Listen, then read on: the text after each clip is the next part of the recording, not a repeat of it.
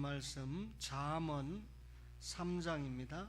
구약성경 잠언 3장 33절입니다. 송구 영신 예배 받을 말씀 잠언 3장 33절 함께 합독하겠습니다. 시작. 악인의 집에는 여호와의 저주가 있거니와 의인의 집에는 복이 있느니라. 아멘. 의인의 집에는 복이 있느니라 그랬습니다. 2016년도가 이제 50분 뒤면 역사의 뒤안길로 사라지고 2017년을 맞이하게 됩니다. 내일이 주일이기 때문에 이미 송구 영신 예배를 마친 교회들도 더러 있는 것 같습니다.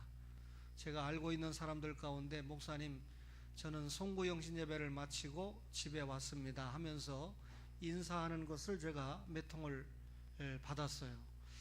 그런데 송구 영신 예배는 말 그대로 한 해를 보내고 새로운 해를 주님의 집에서 보내고 맞이하자 하는 의미가 있기 때문에 11시에 시작을 해서 다 마치고 나면 어쨌든 12시는 넘어야 송구 영신 예배가 되는 것 같습니다. 오늘 이 잠언이라고 하는 성경은 지혜의 왕이라고 하는 솔로몬이 지은 성경인데 기록했는데, 거기 보니까 의인의 집에는 복이 있느니라 그랬습니다. 여러분, 성경에서 이 의인의 집, 이렇게 집이라고 말할 때 결코 건물을 말하지 않습니다. 그 집안에 있는 가족, 그리고 그 집안에 있는 이 가족들 사이에서 일어나는 내용을 이야기할 때 집이라고 하는 표현을 사용하게 됩니다. 그렇다면 의인의 집이라고 그랬는데 여기 의인의 집에는 그랬습니다. 여러분, 의인의 집이 어떤 집이 의인의 집일까요? 여러분, 이 대통령의 집이 의인의 집일까요? 혹은 이 별을 다는 게 굉장한 벼슬인데 장군의 집이 의인의 집일까요? 공부를 많이 한 학자의 집을 의인의 집이라고 성경이 말을 했을까요? 여러분, 분명히 오늘 성경에는 의인의 집이다 그랬는데, 우리가 집을 이야기할 때 저 건물은 대리석으로 졌구나, 굉장히 비싼 건물이네, 좋은 건물이네, 이렇게 말할 수 있습니다. 그러나 여러분, 우리가 생각할 때 그 집의 주인이 누구인가, 이게 중요하지 건물의 재료가 무엇인가 이거 중요하지 않습니다. 그 집안에 어떤 사람이 사느냐에 따라서 그 집의 여러분 품질이, 가치가, 중요성이 결정이 나는 것이죠. 건물의 구조나 건물의 양식이 그 집의 중요성이나 가치를 이야기하는 것이 아닙니다. 여러분, 아무리 값비싼 집에 산다고 할지라도 그 집에 악인이 산다면 악인의 집입니다. 도둑놈이 산다면 도둑의 집이죠. 살인 강도가 그 집에 살고 있다면 그 집은 살인 강도의 집이 됩니다. 창녀가 살고 있다면 그 집은 도리 없이 창녀의 집이 되는 것입니다.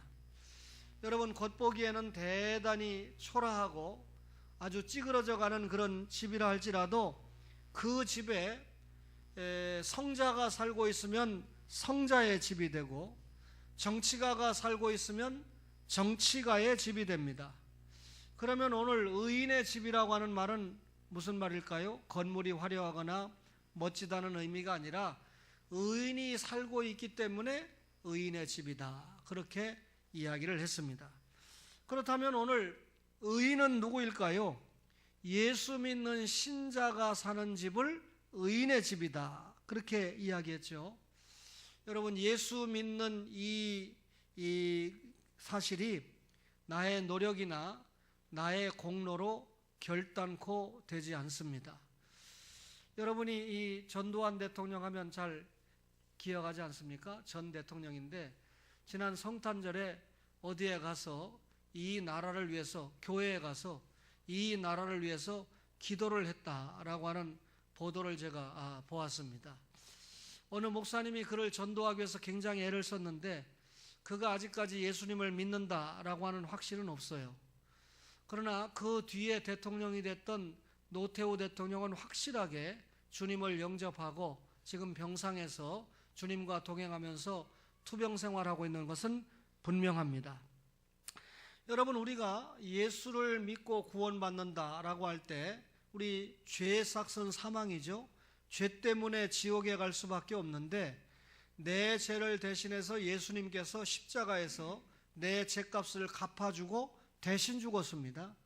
따라서 이 사실을 믿기만 하면 구원받는다는 거죠. 그리고 예수님이 죽었지만 영원히 죽은 것이 아니라 사흘 만에 부활했습니다. 여러분, 우리의 죽었던 영혼이 부활했습니다. 육체도 예수님께서 재림하시면 부활을 하시게 되죠.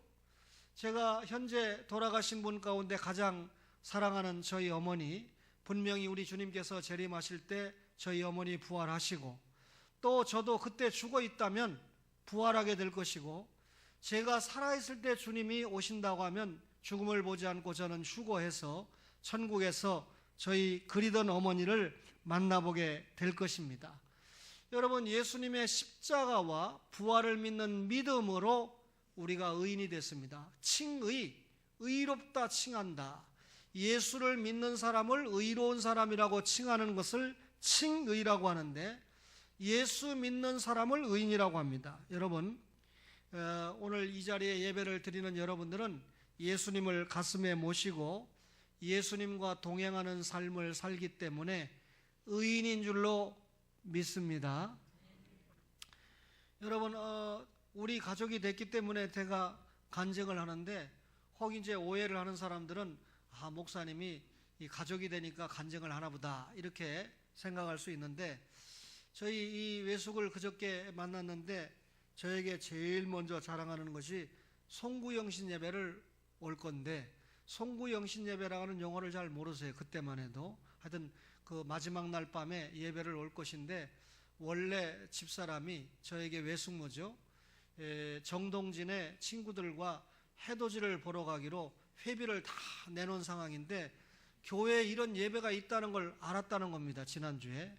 그러니까 교회에 이런 예배가 있으니까 송구영신 예배, 교회에서 예배드리는 예배에 참석하는 것이 원칙이기 때문에 친구에게 전화를 해서 나는 해돋이를 못 간다.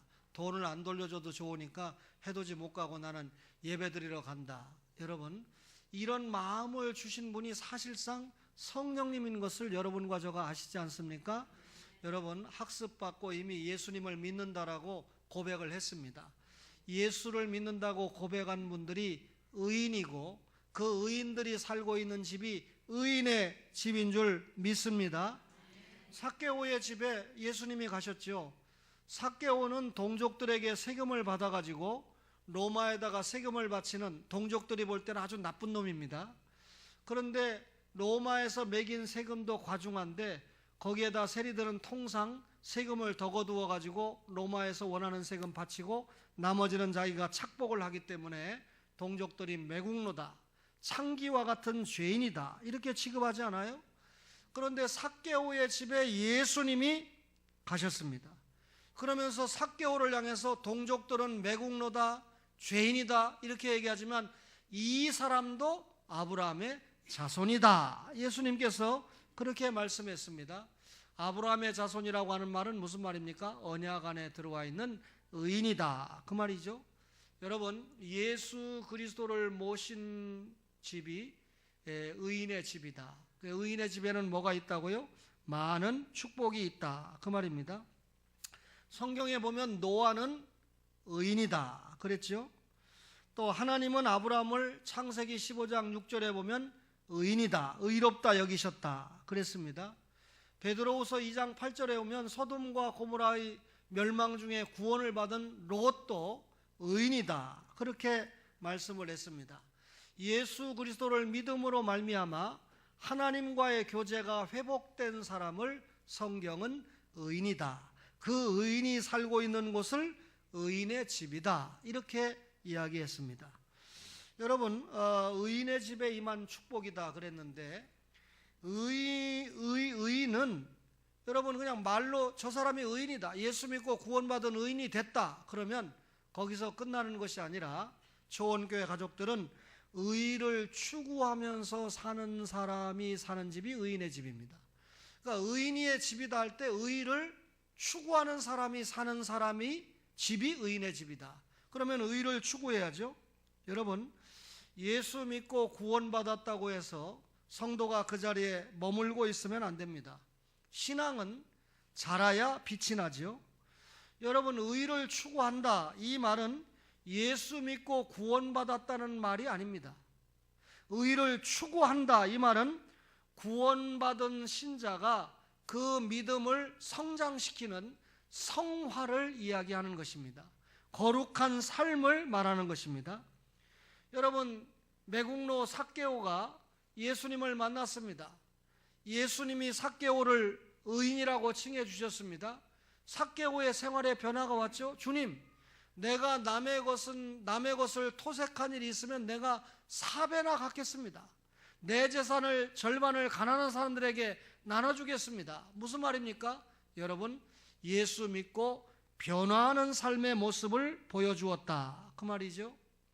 야고보는 성경을 기록하면서 행함이 없는 믿음은 죽은 믿음이다, 그렇게 말씀했습니다. 여러분, 의인은 그가 가지고 있는 이 믿음에 대해서 여러분 책임을 질 줄 알아야 됩니다. 그것이 뭡니까? 생활의 변화죠. 여러분, 의인의 집은 어떤 집입니까? 예수 믿는 신자가 사는 집이고, 의를 추구하며 사는 집이고, 마지막으로 의인의 집은 하나님을 왕으로 모시고 사는 집입니다. 시편 127편 1절에 보면 여호와께서 집을 세우지 아니하시면, 이렇게 말씀했습니다. 여러분, 여호와께서 집을 세워야 된다. 여호와께서 왕이다. 시편 128편 1절에 보면 여호와를 경외하며 그 도에 행하는 자마다 복이 있도다, 그랬습니다. 의인의 집은 하나님을 왕으로 임재시킨 집입니다. 하나님이 왕으로 임재하신 집이 의인의 집입니다. 여러분, 그렇다면 의인의 집에 하나님이 왕으로 임재하셨다라고 하면 사실상 의인의 집은 누구의 집입니까? 하나님의 집이죠. 귀신이 머물면 귀신의 집이 되지 않습니까? 역사적으로 노아의 집이나 아브라함의 집이나 요셉의 집, 다윗과 삭개오, 고넬료, 가이오, 아굴라, 브리스길라, 이런 집은 모두 하나님을 왕으로 모신 그런 가정이었습니다. 여러분, 아담의 집은 생육하고 번성하는 축복을 입었습니다. 아브라함의 가정은 이스라엘 왕국을 창설하는 축복을 입었습니다. 여러분, 이렇게 의인이 살고 있는 집은 초막이 됐던 토굴이 됐던, 여러분, 이 아멸이든 관계없이 하나님이 사시면 그 집 자체가 천국이 됩니다. 로마 시대 때 네로 황제가 기독교 신자들을 엄청나게 핍박했던 황제인데, 네로 황제가 살고 있는 궁실이라 할지라도 하나님이 거하시지 않으면 그 집은 의인의 집이 될 수가 없습니다. 비록 형편없고 초라하다 할지라도 하나님이 계셨던 카타콤, 로마 황제들의 핍박을 피해서 여러분, 신자들이 지하에 땅굴을 파고 그곳에서 은둔 생활, 영적으로 피난 생활을 했는데 그곳이 카타콤 아닙니까? 카타콤에는 하나님이 함께 하셨기 때문에 비록 지하에 어두운 캄캄한 그런 형편없고 초라한 집이라 할지라도 그 집이 하나님을 왕으로 모신 의인의 집이었다, 그 말입니다. 여러분, 요즘 가정에 보면 우리는 유교식 전통이 있기 때문에 그만 아버지가 완전히 왕노릇 하려고 하는 그런 가정이 있어요. 예수 믿고 나서도 곤란하죠. 여러분, 또 반면에 요즘은 어린 아이들이 왕이 된 그런 가정이 있습니다. 완전히 아이가 왕이 돼가지고 아이가 뭘 요구하면 엄마 아빠가 꼼짝을 못하는 그런 가정이 있습니다. 아니죠. 여러분과 저의 가정은 하나님이 왕이 돼야 되고 예수님과 성령님께서 왕이 되셔서 삼위 하나님이 여러분과 저를 통치할 때, 삼위 하나님이 말씀으로 우리를 주장할 때 그 가정이 하나님을 왕으로 모신 의인의 가정이 되는 줄로 믿습니다. 그렇다면 여러분, 의인의 집에 임한 축복이 무엇일까? 오늘 여기 의인의 집에는 복이 있느니라 그랬습니다. 이제 11시 한 4분쯤 지나고 나니까 이 시간이 좀 많이 피곤한 시간이죠. 그러나 여러분, 제가 우리 설교 자체가 다 하나님의 축복이지만 실질적으로 이 성구 영신 예배 때 국한해서 거의 축복에 관한 설교를 하는 경우가 있습니다. 목사가 이런 설교를 하는 이 마음 가운데는 하나님께서 주시는 마음인데, 내년에는 하나님의 축복을 많이 받으면서 사는 초원의 가족들이 됐으면 좋겠다 하는 마음이 있죠. 잠언 3장 33절에 다시 말씀하시기를 의인의 집에는, 그 다음에 뭐라고 했습니까? 공식이 복이 있느니라 그랬습니다. 여러분, 잠언 이 의인의 집에는 어떤 복이 있을까요? 그렇다면 의인의 집에는 소멸하지 않는 축복이 있어요. 잠언 12장 7절 한번 펴보세요. 잠언 12장 7절에 보면 악인은 엎드러져서 소멸되려니와 의인의 집은 뭐라고요? 서 있으리라. 악인은 엎드러져서 소멸되지만 의인의 집은 서 있다. 여러분, 집이 서 있다라고 하는 말은 문자적으로 무슨 말입니까? 폭풍이 불어오고 여러분 창수가 나도 견고하게 넘어지지 않고 서 있다 그 말이죠. 그러나 영적으로 의인의 집이 서 있다. 이 집이 건물 아니라고 그랬죠. 중생받은 성도들이 사는 이 육신의 몸을 이야기하는데, 영적으로 의인들의 생명이 여러분 견고하다, 존속하다 그 말이죠. 이 말은 의인들의 계획이나 의인들의 이 앞날은 결코 소멸되지 않는다, 도태되지 않는다 그 말입니다. 잠언 20장 25절을 보세요. 잠언 20장 25절을 보면 잠언서 20장 25절에 함부로 이 물건은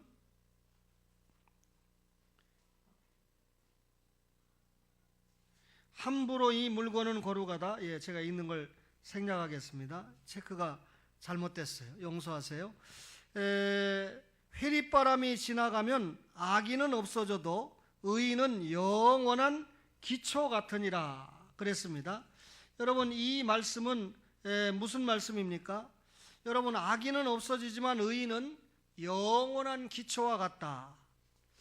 제가 우리 최 전사님하고 대화를 하는 중에 최 전사님의 고향에 살고 있는 한 장로님을 제가 우리 교회에서 종종 간증을 한 일이 있습니다.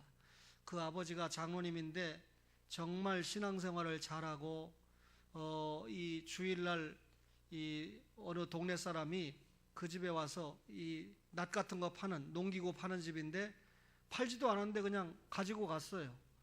그래서 그걸 누가 보고 장로가 주일날 장사했다 이래가지고, 옛날에는 그게 죄가 되잖아요, 크게. 그런데 교회에서 6개월 동안 벌을 줬는데 장로님이 나는 물건 판 적이 없습니다, 왜 나를 억울하게 씌웁니까? 라고 항변하지 않고 그 벌을 그대로, 교회 치리를 그대로 받았는데 정말 신앙생활을 잘하고 복을 받았다. 그것까지만 제가 알거든요. 제가 그런 이야기를 우리 전도사님에게 하니까 목사님이 아시는 그 말씀 맞습니다. 참 그 장로님이 동네에서 알아줄 만큼 신앙이 좋았고 인정을 받았는데, 그만 노후에 어떤 마음이 생겼는지 다음 그 목사님을 쫓아내는데, 그 목사님이 그렇게 뭐 쫓아낼 만한 그런 사안도 아닌데 장로님이 기득권을 가지고 그 목사님을 쫓아내는데 얼마나 앞장을 섰는지. 여러분, 저는 이런 간증을 잘 안 하지만 우리 최 전사님이 저에게 알려주시기를 그 장로님 가세가 그 목사님을 쫓아낸 그때부터 무너지기 시작했는데 형편없이 무너졌습니다 라고 하는 말씀을 전해줘서 제가 여러 가지 생각을 하게 됩니다. 그 아들이 목사인데 새벽기도 때 저를 청해서 갔는데 보니까 새벽기도에 150명, 160명이 모일 정도로 대단했어요. 그러니 뭐 제가 볼 때 이 대단한 축복이구나 그랬는데, 하루아침에 무너져서 지금 교회를 존속시키지 못할 정도가 됐습니다. 여러분, 끝까지 믿음을 지키고 초심을 버리지 않는다는 것이 얼마나 중요한가 하는 것을 목사로서 이런 간증을 들을 때, 또 말씀을 들을 때 깨닫게 됩니다. 악인은 엎드러져서 소멸되려니와 의인의 집은 서 있다. 그렇다면 의인의 집은 결코 소멸되지 않는 축복을 입는다, 그 말이죠. 의인의 집은 흥하는 축복이 있습니다. 미안합니다. 잠언 14장 11절입니다. 잠언 14장 11절에 보니까 악한 자의 집은 망하겠고 정직한 자의 장막은 흥하리라 그랬습니다. 여러분, 거듭 말씀드리지만 성경에서 집을 이야기할 때는 이 어떤 건축물보다는 육신의 몸을 말하는 경우가 많습니다. 의인의 장막이 흥한다, 이 말은 이 의인의 장막, 우리의 몸이 흥한다, 이 말은 한마디로 말하면 뭡니까? 장수한다, 그 말이죠. 이 땅에서 부모 공공하면 땅에서 잘되고 장수한다 그랬습니다. 여러분, 장수할 뿐만 아니라 예수 믿는 의인의 집에는 어떻게 됩니까? 죽어서 다시 어떻게 된다고요? 부활하는 소망을 가지게 되는 것이 흥하는 축복이죠. 이 땅에서도 장수하고 죽어서도 부활하는 것이 여러분 흥하는 축복입니다. 그래서 의인은 죽어도 소망을 가지게 됩니다. 의인의 자손은 흥하게 돼 있죠. 하늘의 별과 같이 빛나고 바닷가의 모래알 같이 여러분 뻗어가는 축복이 의인에게 있다. 의인의 집은 흥하는 축복이 있다. 의인의 집에는 많은 보물이 있는 축복을 입습니다. 잠언 15장 6절을 보겠습니다. 잠언 15장 6절에 보니까 의인의 집에는 많은 보물이 있어도 악인의 소득은 고통이 되느니라. 여러분, 의인의 집에 있는 많은 보물 뭘까요? 두 가지를 말씀드리면, 하나는 영적인 보물입니다. 여러분, 의인의 집에 영적인 보물이 있다, 이 말은 구원의 축복이 있다, 그 말이죠. 구원의 축복이 있는 집에는 기도 응답의 축복이 있습니다. 여러분, 감사와 찬송의 열매가 있습니다. 영혼을 구원하는 열매가 있습니다. 주님을 위한 선한 봉사의 열매가 있지요. 여러분, 영적인 열매라는 게 뭡니까? 교회를 섬기는 즐거움. 오늘도 7시 전에 우리 여구역장님들이 열심히 음식을 준비했습니다. 뭐 엄청나게 갈비찜 같은 건 하나도 안 나왔지만 제가 보니까 단 한 사람도 음식이 맛이 없어서 쩔쩔매는 분들이 한 사람도 없더라고요. 제가 웬만하면 한 번으로 끝내는 사람인데, 이건 녹음 안 되니까 얘기하지만, 당뇨 27년 아닙니까? 그러니 당뇨 환자가 뭘 많이 먹는다는 것은 바보짓 하는 거잖아요. 적당히 먹어야 되죠. 근데 오늘 제가 부엌 한 번 더 들어갔어요. 그래서 국을 한 대접 더 갖다가 먹고, 누가 썼는지, 호박죽 누가 썼습니까? 나중에 개인적으로 알려주세요. 경제가 어려우면 저하고 호박죽 식당을 하나 내면 될 판입니다. 뭐 우리 초원에 이 여구역장들이 있는 한 별 문제 없습니다. 여러분, 교회 와서 그렇게 식사 준비하고 성도들이 또 와서 열심히 여러분 이 식탁에 교제를 하고, 그 다음에 윷놀이를 했는데, 제가 안에서 봐도 다 알아요. 윷놀이 보면 성품이 다 나오죠. 옛날에 예수 믿기 전에 놀았던 가닥이 다 나오죠. 근데 오늘 윷놀이 팀이 많이 나왔다는 거예요, 생각보다.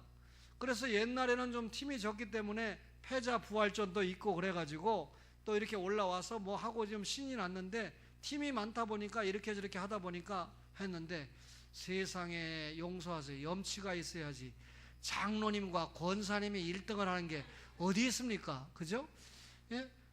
이 소리 집사님에게 양보를 하든가, 아니면 아예 초신자들에게 양보를 해서 그냥 거리 나오려면 개 나게 하고, 개가 나올 것 같으면 빠꾸도나 해가지고 평신도에게 상을 양보해야 되는데, 1등을 제가 슬쩍 물어봤어요. 이걸 준비한 이 여전도에게 도대체 1등 상품이 얼마짜리냐? 그러니까 16만 원짜리라는 거예요.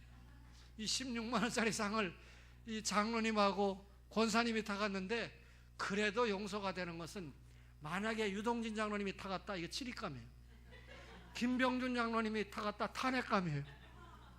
정찬배 장로님이 타갔다. 이거는 보통 문제가 아닙니다. 그런데 다행스럽게 은퇴 장로님, 은퇴 권사님이 타가셨기 때문에 살림에 다소 보탬이 되겠다 생각을 해서 용서는 되지만, 내년에는 은퇴 권사님, 은퇴 장로님 내년에 1등 걸리거들랑 이만승 성도님, 박광성 성도님 이리 오세요. 1등 하시지요. 오죽하면 목사가 하도 딱 해서 마지막에 사적으로 제가 저희 이모부하고 외삼촌이 조금 신나게 해드리기 위해서 뭔가 신사임당을 보여주면서 한판을 붙였는데, 야, 정도순, 또 장시원, 윤군자, 야, 또 누굽니까? 예? 예? 김분희 성도님, 이 네 분을 이겨먹지를 못해요. 이게 평소 이 남편들의 실력입니다. 박수성 집사님이 정도순 집사님이 이기는 거 봤습니까? 꼼짝 못해요. 제가 여러분 이때 공개하지만 우리 박광성 성도님도 그 부인에게 꼼짝 못합니다. 사랑하는 초원의 가족 여러분, 의인의 집에는 많은 보물이 있는데 무슨 보물이 있다고요? 영적인 보물이 있다 그랬습니다. 여러분, 얼마나 초원 가족들의 교제가, 준비부터 식탁의 교제나 윷놀이 교제가 얼마나 아름답습니까? 또 상품을 받는데 뭐 이렇게 저기 하는데, 제가 김동숙 집사님 지금 이제 한참 대목 보고 있겠죠. 야, 영적인 대목을 봐야 되는데, 자기 아버지가 상을 받기 위해서 이 걸어오는 이 춤, 누가 사진을 여러 장 찍어서 내가 짜자자작 보내줬어요. 당신 아버지가 이런 사람이다. 상품에 이렇게 기뻐한다. 김병준 장로님은 상품 못할까봐 자기 부인을 업고 무려 30m나 걸어서 옵니다. 야, 김명자 권사님이 남편을 업어야 정상이지. 여러분, 장로님이 김명자 권사님을 업으면 정상이라고 볼 수가 없죠. 여러분, 교회에서 있을 수 있는 일, 교회 안에서 갖는 즐거움, 여러분, 교회에서 영적인 열매를 많이 맺는 것이 의인의 집에 있는 축복이다. 여러분과 저가 가정에서, 교회에서, 우리 의인의 집이니까 계속해서 영적인 즐거움, 영적인 복이 풍성한 은혜가 2017년도에 있기를 바랍니다. 육신적인 보물도 있죠. 의인의 집에는 여러분, 장사와 같은 남편, 시편 127편 4절에 결실한 포도나무 같은 아내, 그 다음에 어린 감람나무 같은 자식, 손이 수고한 대로 먹는 산업의 축복. 그렇죠? 저희 이모부께서 하나는 알고 둘은 모르는 게 있어요. 보면 제가 굉장히 장가를 잘 갔다고 이렇게 늘 이야기하십니다. 제 아내가 요즘 기가 올라가가지고 무슨 얘기만 하면 이모부가 사람을 잘 보셔, 그러면서 자기 주가를 올려요. 근데 여러분 생각해 보세요. 제 아내가 저에게 시집 와가지고, 우리 아버지는 지금 85세가 가까워져도 아주 살아 계시지만 오늘 송구영신예배 가셨습니다. 저희 장인은 49에 돌아갔거든요. 결혼하고 1년 만에 우리 상훈이 낳고 불과 3개월 만에 돌아가셨는데, 이 사이가 그 장인어른을 전도하는데 얼마나 애를 쓴 거 하늘이 알고 땅이 알고 제 아내가 압니다. 제 아내가 시집 오기 전에 평생 전도에서도 아버지가 예수 안 믿었는데, 이 사이를 처음 만나서 첫날 딱 가니까, 신서방, 내가 신서방하고 회 한 살 안 먹고 소주 한 번 못 먹는 게 아주 한스럽긴 하지만 그래도 감사하네. 회를 굉장히 좋아하셨거든요. 부산 사람인데. 근데 결국은 돌아가셨는데, 돌아가실 때 예수님이 내려오신다, 마귀야 물러가라 4번을 외치고 예수님이 내려오신다 하고 돌아가셨잖아요. 이거 다 증인들이 많잖아요. 그렇게 되기까지 사이 목사가, 남편이 얼마나 멋있게 사용을 받았습니까? 여러분, 이쯤 되면 영적으로 트인 우리 이영옥 집사님이 심판관이에요. 목사가 장가를 잘 갔습니까? 사모가 시집을 잘 갔습니까? 이 사이를 잘 봐가지고 지옥 갈 만한 자기 친정아버지가 예수 믿고, 그것도 돌아가시기 전에 완전히 가난 말기가 돼가지고 아무 말씀을 못하다가 갑자기 의식이 돌아오더니 마귀야 물러가라 4번 외치고 예수님이 내려오신다. 원자력병원 906호실에 7명의 증인이 있는 자리에서 그렇게 하고 돌아가셨어요. 여러분, 제가 제 아내하고 키스를 안 했다고 말할 수 없습니다. 그런데 여러분, 죽은 시체에 키스를 한 것은 그 당시에 처음이자 제가 마지막입니다. 저희 장인이 그렇게 하고 운명을 했는데 제가 저희 장인 얼굴에 이 키스를 하면서 정말 감사합니다. 신앙 고백을 해서 이분이 천국 같다라고 하는 확신을 심어주니까 너무 감사해서 제가 돌아가신 저희 장인의 얼굴에다 대고 키스를 했던 것이 엊그제 같은데 31년이 지났습니다. 여러분, 의인의 집에 있는 축복은 보물을 나누어 주는 축복인데 잠언 12장 26절을 한번 보겠습니다. 잠언 12장 26절에 보니까 의인은 그 이웃의 인도자가 되나 악인의 소행은 자신을 미혹하느니라. 의인이 그 이웃의 인도자가 된다. 이 말은 무슨 말입니까? 자, 의인은 영적인 보물도 풍성하고 또 육신적인 보물도 풍성히 받은 사람이죠. 그런데 여러분, 의인이 받은 보물을 자기만 깔고 앉아서 누리면 그것은 의인으로서는 부족한 사람입니다. 의인은 하나님 앞에 받은 영적인 보물과 육적인 보물, 다시 말하면 의인은 받은 축복을 세계 5대양 6대주를 향해서 나누는 것이죠. 여러분, 요셉이라고 하는 사람이, 신약의 바울이라고 하는 사람이 자신이 가진 것을 가지고 요셉의 창고가 세계를 먹였죠. 바울은 자비랑 선교를 하지 않았습니까? 여러분, 이 자기의 것을 투자해서 영혼을 구원하는데 모든 것을 나누었죠. 다시 말하면 축복을 나누었다, 그 말입니다. 여러분, 우리 반기문 유엔 사무총장은 앞으로 19분 동안만 유엔 사무총장입니다. 이제 임기가 오늘로 딱 끝나게 되죠. 그렇죠? 근데 그분이 유엔 사무총장이 되고 보니까, 막상 자기가 총장이 되고 보니까 그 당시에 우리나라가 세계 경제 12대 대국인데 12대 대국에 맞는 유엔 분담금을 내줘야 자기가 유엔의 총장이 됐으니까 체면이 있을 거 아닙니까? 근데 한국에서 내는 유엔 이 기금이 40등 안에도 못 들어오는 거예요. 그러니까 창피하다라고 말할 정도로 내가 유엔 사무총장이 됐는데 경제 대국인 우리나라가 유엔 분담금을 많이 좀 올려야 되겠다라고 하는 말을 했어요. 일리가 있을 수 있는 말입니다. 자기가 유엔 사무총장이 됐으니까 그 말 할 수 있겠죠. 그러나 여러분, 그 당시에 우리나라가 세계를 향해서 나누는 것은 12위 정도가 아니라 약 6위, 7위 정도였습니다. 아마 잘 들으셔야 됩니다. 여러분, 이 교회가 세계 5대양 6대주에 2만 3천 명의 선교사를 파송을 해서 그 선교사를 통해서 세계를 향해서 쏟아내는 물질이 대한민국이 얼마나 많았는지, 그것까지 포함하면 유엔에 내는 분담금 순위가 6등 내지 7등으로 올라가는 그 정도의 기여를 하고 있는 나라였다. 이해를 하십니까? 여러분, 우리나라에 선교사들이 왔을 때 언더우드 타자기를 만들었던 언더우드 선교사의 형님이 5만 달러, 1901년입니다. 5만 달러를 기부해가지고 결국 연세대학교 부지 19만 평을 산 거 아닙니까? 그래서 연세대학교가 선교사가 돈을 내서 사준 부지입니다.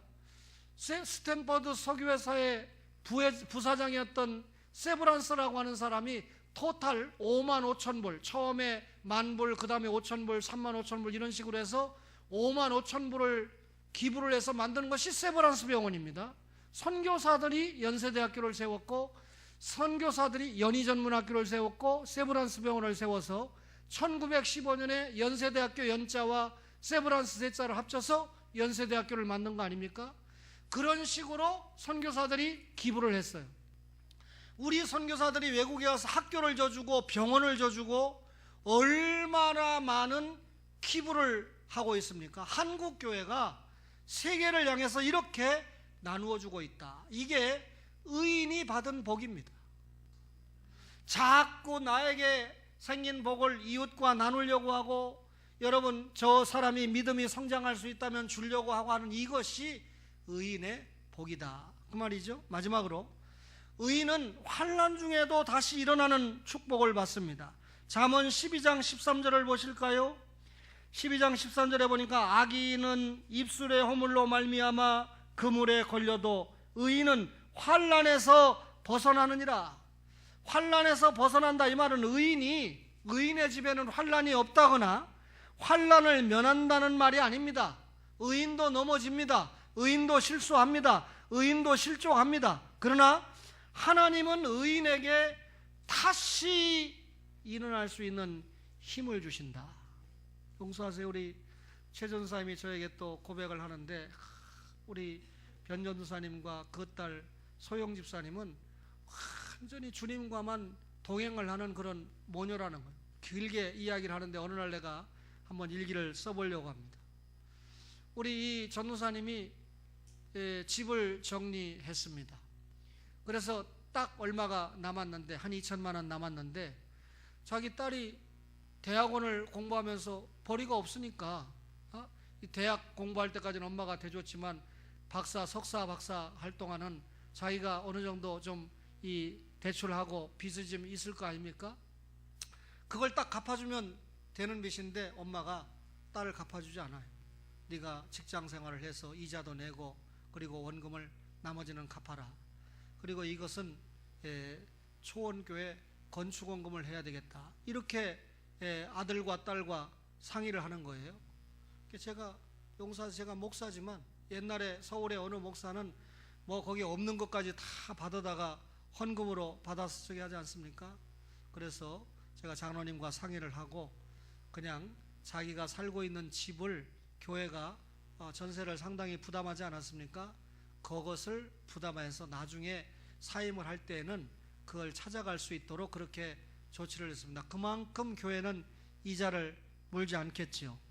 여러분, 이런 믿음을 가지고 있는데 환난이라면 얼마나 환난입니까? 여러분이 다 아는 대로 저희 장인어른은 큰딸이 시집간 후에 돌아가셨지만 그 남편은 결혼한 지 얼마 안 돼서 아들도 딸도 아빠의 얼굴을 모를 만큼 그렇게 돌아갔다는 거 아닙니까? 자기 아빠 얼굴을 모르는데 많은 가족들이 있는 사진을 보면서 아이들이 이게 우리 아빠다 라고 이야기했다는 소리를 듣고 제가 가슴이 뭉클했습니다. 의인의 집에도 뭐가 있다는 뜻이죠? 환난이 있다는 뜻입니다. 그런데 하나님은 의인에게 다시 일어날 수 있는 힘을 주신다. 전도사님이 믿음으로 살았고 자녀들을 믿음으로 길렀고, 여러분 여기까지 오지 않았습니까? 이렇게 두 분의 전도사님이 사연이 있지만, 환난이 있지만 믿음으로 살고 믿음으로 남들에게 나누어 주고 여기까지 오지 않았습니까? 사랑하는 초원의 가족 여러분, 여러분들도 다 일일이 말씀드리면 환난이 있을 것입니다. 이런 환난 중에 다시 일어난다는 주님의 축복의 말씀을 믿고 2017년도에는 의인의 집에 허락하시는 모든 축복을 초원의 모든 가족들이 받아 누리면서 많은 사람들에게 나누어 주고 인정받고 존중받는 크리스찬이 되시기를 주님의 이름으로 축원합니다.